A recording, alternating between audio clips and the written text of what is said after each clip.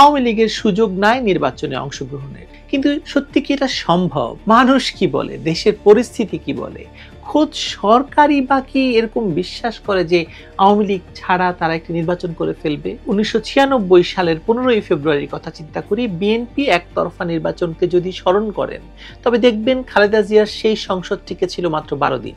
বিএনপির মতো এত বড় একটা শক্তিশালী দল যদি না পারে তবে কি উড়ে এসে জুড়ে বসা এই ইউনূস মহাজন পারবেন ভেবেছেন? সম্ভব নয়। নির্বাচনকালীন সরকারের প্রধান যেই হোক না কেন, ডক্টর ইউনূস যে হবেন না সেটা নিশ্চিত।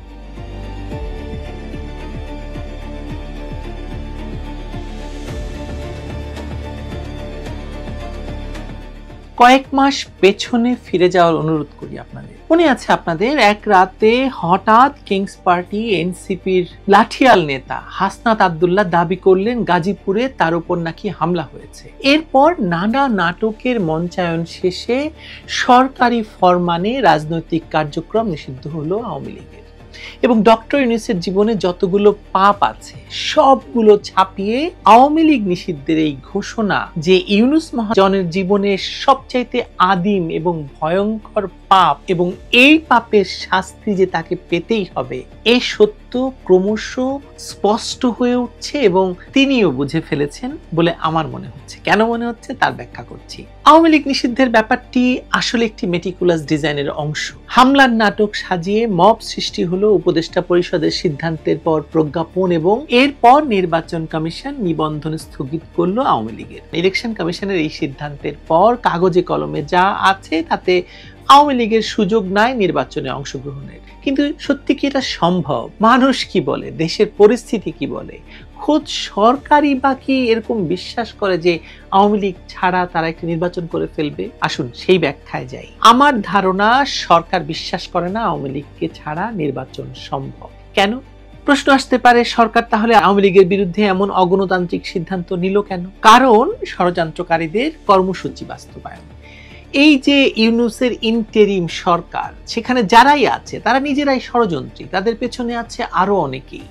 এটা মূলত একটা প্রজেক্ট এবং ডক্টর মোহাম্মদ ইউনূস মহাজন হিসেবে খুলে বসেছেন একটি দোকান। তিনি এর অংশ হয়েছেন মূলত আর্থিক সুবিধা পেতে। আপনারা জানেন তিনি কি আর্থিক সুবিধা পেয়েছেন এরই মধ্যে? যদি মনে না থাকে তবু আবার বলি। ক্ষমতা দখলের পর ব্যক্তিগত সাজা এবং মামলা বাতিল করেছেন, নিজের 666 কোটি টাকা কর্মমুকুব করেছেন, গ্রামীণের কর অব্যাহতি পেয়েছেন, সরকারি প্রতিষ্ঠান গ্রামীণ ব্যাংক থেকে সরকারের শেয়ার 35% থেকে 10% নামিয়ে এনেছেন, গ্রামীণের নামে ভার্সিটি পেয়েছেন, গ্রামীণ ফোনের মালিকানায় টেলিকম বিজনেস পেয়েছেন, মোবাইল ফোন ফাইন্যান্সিয়াল সার্ভিস সমাধানের অনুমোদন পেয়েছেন, আরো আছে, আরো অনেক আছে। ডিপ স্টেটের নাম তো আমরা সবাই জানি। এরা সব লোভীকে জড়ো করেছে আর্থিক লাভালাভের হিসাব দেখিয়ে। আওয়ামী লীগকে ক্ষমতা থেকে হটিয়ে এরপর নিজেদের উদ্দেশ্য হাসিলের মতো তারা তাই এখন আসলে উদ্দেশ্য হাসিল করে বেড়াচ্ছেন সবাই। ফিরে আসি আওয়ামী লীগ এবং নির্বাচন নিয়ে। আপনার কি বিশ্বাস হয় আওয়ামী লীগকে বাইরে রেখে নির্বাচন সম্ভব? ইতিহাস কি বলে? ইতিহাসের পাঠে আশ্রয় নিলে বলা যায় সম্ভব নয়। সংসদীয় গণতন্ত্রের সময়ের যদি 1996 সালের 15ই ফেব্রুয়ারির কথা চিন্তা করি, বিএনপি একতরফা নির্বাচনকে যদি স্মরণ করেন তবে দেখবেন খালেদা জিয়ার সেই সংসদ টিকে ছিল মাত্র 12 দিন। বিএনপির মতো এত বড় একটা শক্তিশালী দল যদি না পারে তবে কি উড়ে এসে জুড়ে বসা এই ইউনূস মহাজন পারবেন ভেবেছেন? সম্ভব নয়। জুলাই আগস্টের কথা বাদ দিন, গত এক বছরে আওয়ামী লীগ কিন্তু ইতিহাসের সবচেয়ে বেশি জনসমর্থন ধারণ করেছে। এটাকে আমার ব্যক্তিগত অনুমান ভাববার কোনো কারণ নেই। প্রাতিষ্ঠানিক অপ্রাতিষ্ঠানিক নানা জরিপ এবং তথ্য উপাত্ত এটাই বলছে। আবারও হয়তো আপনারা প্রশ্ন করবেন আওয়ামী লীগ তো নিষিদ্ধ। বাস্তবতা কিন্তু অন্য। দেশের রাজনীতি, আন্তর্জাতিক রাজনীতি এখন আওয়ামী লীগের প্রতিকূলে নয়। দিন যত যাচ্ছে তত বেশি কোণঠাসা হয়ে পড়ছে ইউনূস মহাজনের ইন্টেরিম গভর্নমেন্ট। অর্থাৎ ইউনূস তার আদি পাপের শাস্তি ক্রমশ এগিয়ে নিয়ে আসছেন। যে কথা বলছি যে আন্তর্জাতিক রাজনীতি এখন আওয়ামী লীগের অনুকূলেই আছে এবং সেটার প্রমাণ আপনারা পাবেন কিছুদিনের ভেতরে। দেশের আইন শৃঙ্খলা পরিস্থিতি খারাপ, অর্থনৈতিক অবস্থা নাজুক, আমরা সবাই রাজা, আমাদের এই মবের রাজত্বে এসব তো দেখতেই পাচ্ছেন। এর বাইরে কি আছে? এর বাইরে আছে বিশ্বের কোন দেশের সরকার, আপনারা লক্ষ্য করেছেন কিনা জানি না, বাংলাদেশ সরকার প্রধানকে সফরের আমন্ত্রণ জানাচ্ছে না, কেউ আসছেও না। ডক্টর ইউনূস তার বিভিন্ন সেমিনার করতে যাচ্ছেন বিভিন্ন দেশে। তারেক রহমানের সঙ্গে যেমন লন্ডনে দেখা করতে আসলেন, কিয়ার স্টারমার দেখা করলো না। তারপরে হচ্ছে ইটালির প্রধানমন্ত্রী যাওয়ার কথা ছিল বাংলাদেশ সফরে, সেখানে মানে উনিও গেলেন না। গ্লোরিয়া, আরে কি হচ্ছে বলুন? খেয়াল করে দেখেছেন কিনা জানি না, আমি গতকালও একটি ভিডিওতে বলেছি বা 2 একদিন আগে একটি ভিডিওতে বলেছি যে বিদেশে বাংলাদেশের জনশক্তি রপ্তানি শূন্য হয়ে গেছে। বাংলাদেশিদের জন্য ভিসা প্রাপ্তির হার কমে গেছে। বাংলাদেশের পাসপোর্টের মানে অবস্থা খুব খারাপ এখন। এর কারণ কি জানেন? এর কারণ এই একটাই, বাংলাদেশে না আছে গণতন্ত্র, না আছে আইনের শাসন, না আছে দেশের ভবিষ্যৎ। তাহলে কি মুক্তি নাই আমাদের? প্রশ্ন জাগে না আপনাদের? জাগে নিশ্চয়ই। মুক্তির পথ আপনিও জানেন, আমিও জানি, সবাই জানে। মুক্তির পথ একটি নির্বাচিত সরকার।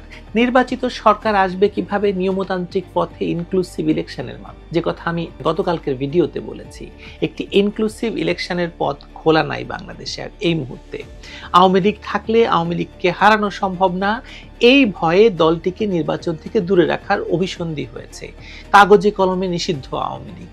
এই আওয়ামী লীগকে বাইরে রেখে নির্বাচন কি হবে বাংলাদেশে?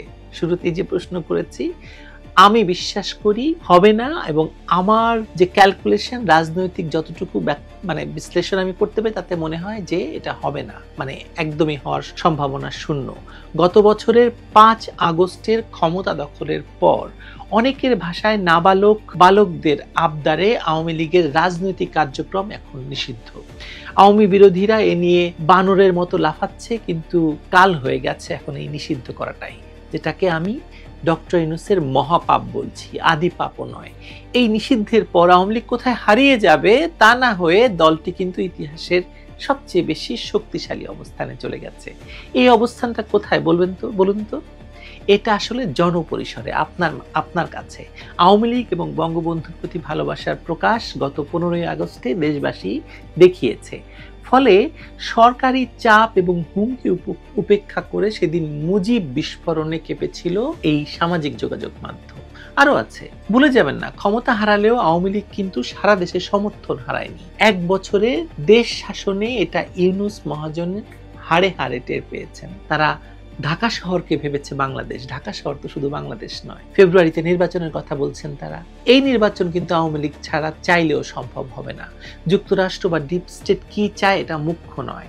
ভারত, চীন, রাশিয়া এটা চাইবে না, চাইছেও না। মার্কিন শুল্ক নীতি সারা বিশ্বকে নাড়িয়ে দিয়েছে। মার্কিনীদের বাইরে যে শক্তিমান হয়ে উঠেছে, তারা এই অঞ্চলের শক্তিশালী নেতা চায়। তারা জানে, সবাই জানে, এখানে ইউনূস মহাজন নয়, শেখ হাসিনার বিরুদ্ধে শক্তিশালী মানে ভয়েস হতে পারেন। ভারত, চীন এবং রাশিয়া জোট শক্তি বাড়াতে কাকে চাইবে বলুন? বাংলাদেশের সবার কেবলা এখন চীনের দিকে। সবাই কথায় কথায় চীনে যাচ্ছে। জামাত গেল, এনসিপি গেল, বিএনপি তো যাওয়া আসা করছেই। চীন ভারত ইতিহাসের সবচেয়ে কাছাকাছি সম্পর্কে এখন, লক্ষ্য করেছেন কিনা জানি না। রাশিয়া তো বাংলাদেশের পুরনো বন্ধু। এই 3 দেশ আমেরিকা বিরোধী অবস্থান নিয়েছে শক্তভাবে, এবং গত বছরে ক্ষমতার পট পরিবর্তনে আমেরিকা মুখ্য ভূমিকা পালন করেছিল বলে এই অঞ্চলে আমেরিকাকে একটি শিক্ষা দিতে চায় তারা। সঙ্গে আছে ভূরাজনীতিও, মানে ভূরাজনীতি তো আমরা জানি যে বাংলাদেশকে কেন্দ্র করে একটা ভূরাজনীতি সবসময় চলমান। ফেব্রুয়ারির আগে শেখ হাসিনা সহ আওয়ামী লীগের অনেক নেতাকে তাড়াহুড়ো করে শাস্তি দেওয়া হতে পারে। এই নির্বাচনের কথা যেহেতু উঠছেই, আইসিটির রাষ্ট্রপক্ষের উকিল তাজুল ইসলাম স্বীকার করেছেন তারা তাড়াহুড়া করে এই বিচার করছেন। ফলে আদালতে যে রায় আসবে, সে রায় দিয়ে আওয়ামী লীগ নেতাদের নির্বাচন থেকে দূরে রাখা সম্ভব হবে কিনা সেটা এই মুহূর্তে বলা কঠিন। বিচার প্রক্রিয়া তাড়াহুড়া করে শেষ করা হচ্ছে মূলত নির্বাচনকালীন সরকার এবং আওয়ামী লীগের মধ্যে দেন দরবারের ক্ষেত্র প্রস্তুত করতে। কিভাবে আওয়ামী লীগকে আটকে রাখা যায় সেজন্য একাধিক পথ খোলা রাখার চেষ্টা হচ্ছে। তবে এটা সম্ভব হবে বলে বিশ্বাস করি না। আমি আগেও বলেছি, নির্বাচনকালীন সরকারের প্রধান যেই হোক না কেন, ডক্টর ইউনূস যে হবেন না সেটা নিশ্চিত। সে সরকার এসে আওয়ামী লীগের দলীয় কার্যক্রমের উপর থেকে নিষেধাজ্ঞা প্রত্যাহার করবে। এটা ছাড়া নির্বাচনের ঝুঁকি নেওয়া কঠিন। আওয়ামী লীগ ছাড়া যে দলগুলো আছে তারা এক এবং ঐক্যবদ্ধ নয়। তাদের এক দল চায় সংসদ নির্বাচন, আরেক দল চাইছে গণপরিষদ নির্বাচন এবং আরো কিছু দল চায় পিয়ার পদ্ধতি। এদের সবাই আওয়ামী লীগ ঠেকাতে ঐক্যবদ্ধ থাকলেও নির্বাচন কেন্দ্রিক তাদের রাজনৈতিক কর্মসূচি অভিন্ন নয়। সে কারণে ডক্টর ইউনূস রাজনৈতিক দলগুলো নিয়ে যতই বৈঠক এবং ফটো সেশন করুন না কেন, যতই লালু ভুলু কালুদের তিনি ডাকুন না কেন, তার ভিশন মিশন দিয়ে রাজনৈতিক দলগুলো চালিত নয়। তারা আওয়ামী লীগের বিরুদ্ধে ঐক্যবদ্ধ থাকলেও নিজ স্থান ছাড়বে না। তাই তারা আওয়ামী লীগ ছাড়া ত্রয়োদশ সংসদ নির্বাচন করতে পারবে বলে আমার মনে হচ্ছে না, আপনারও মনে হবে না কিছুদিন পরে। আমি জানি না আপনাদের অনেকের হয়তো এখনই মনে হচ্ছে না। নির্বাচনকালীন যে সরকার আসতে পারে দেশে, তারা 3 দেশের পরামর্শে রাশিয়া, চীন এবং ভারতের পরামর্শে আওয়ামী লীগের রাজনৈতিক কার্যক্রমের ওপর থেকে নিষেধাজ্ঞা প্রত্যাহার করে নেওয়ার সিদ্ধান্ত কার্যকর করানোতেই সম্ভাবনাটা আমি দেখতে পাচ্ছি। এমনটা হলে 1 ঘন্টার মধ্যে সারা দেশ আওয়ামী লীগের দখলে চলে যাবে। নিষেধাজ্ঞা প্রত্যাহারের পর স্বাভাবিকভাবে আইন শৃঙ্খলা রক্ষাকারী বাহিনীগুলো আওয়ামী লীগের উপর সদয় থাকবে বলে আধিপত্য বিস্তার খুব বেশি কঠিন হবে না। আমি জানি না আপনারা আমার এই সমীকরণের সাথে একমত কিনা। ত্রয়োদশ সংসদ নির্বাচন অন্তর্ভুক্তিমূলক হবে হবে হবে। বিএনপি, জামায়াত, এনসিপি এবং ধর্মীয় দলগুলো ভোটে একটা বাক্স দিতে পারে। আওয়ামী লীগের সঙ্গে থাকতে পারে জাতীয় পার্টি সহ মুক্তিযুদ্ধের পক্ষের শক্তিগুলো। অনেকেরই ধারণা আওয়ামী লীগ নাই ঢাকায়, অথচ বাস্তবতা হলো আগের নেতাকর্মীরা বাদেও সারা দেশে অন্তত 5 লাখ নেতাকর্মী প্রাণ বাঁচাতে এখন ঢাকায় আছে। নির্বাচনের তফসিল ঘোষণার পর বৃহত্তর ফরিদপুর তাদের সঙ্গে যোগ দিলে অনেক হিসেব নিকেশ পাল্টে যাবে। সরকার আওয়ামী লীগের বিরুদ্ধে দমন নীতি চালিয়ে আসছে, এই 1 বছর ধরে চলমানে দমন নীতি, এখনো প্রতিদিন গ্রেপ্তার হচ্ছে, তবু আওয়ামী লীগকে দমানো যায়নি। মাৎসন্যায় চলছে দেশে। একটা নেগেটিভ মার্কিং হচ্ছে ইউনূস সরকারের। সরকার যেখানে মাইনাস হচ্ছে, সেখানে আপনা থেকেই প্লাস পয়েন্টে চলে যাচ্ছে আওয়ামী লীগের ঘরে। অপেক্ষা রাজনীতি করছে আওয়ামী লীগ। এটাও একটা কৌশল আওয়ামী লীগের। এই কৌশল এখনো পর্যন্ত কার্যকর। দেখুন না, অপেক্ষা রাজনীতির মাধ্যমে সামনে কি অপেক্ষা করছে দেশের জন্য। আপনি অপেক্ষা করুন, আমি অপেক্ষা করি। ভালো থাকবেন।